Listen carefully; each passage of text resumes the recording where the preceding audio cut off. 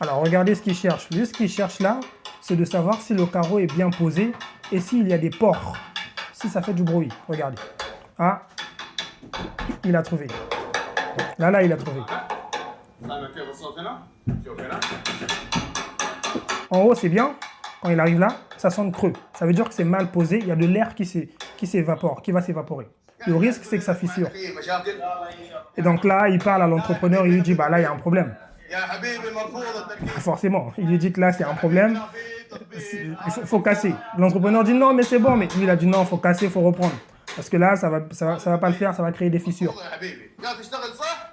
Vous voyez? Lui, à côté, en jaune, avec le gilet jaune, c'est le contrôleur de travaux. Le contrôleur, ça peut être un architecte, donc qui est le maître d'œuvre.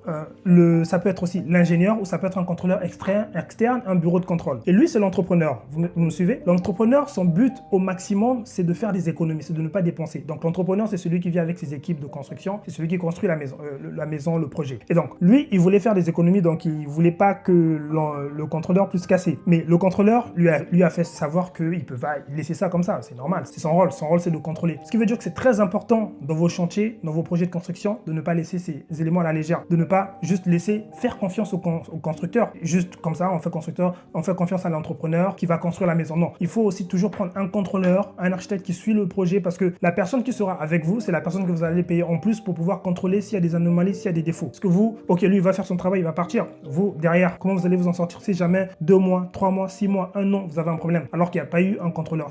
C'est pourquoi c'est toujours très important de prendre un contrôleur externe ou alors votre architecte pour pouvoir suivre les travaux. Ça, c'est très important, les travaux. Pour pouvoir suivre les travaux, ça, c'est très important. Ne faites pas des économies sur ce côté-là. C'est très, très, très important, surtout quand vous investissez beaucoup d'argent pour la construction de vos maisons. Sinon, pour ta maison en Afrique, voici la solution ultime, la villa africaine, à partir de 20 millions de francs CFA seulement, environ 30 000 $. Elle peut être construite en 6 mois seulement. Si tu veux les plans et découvrir comment la construire, clique sur le lien en description, tu découvriras comment faire.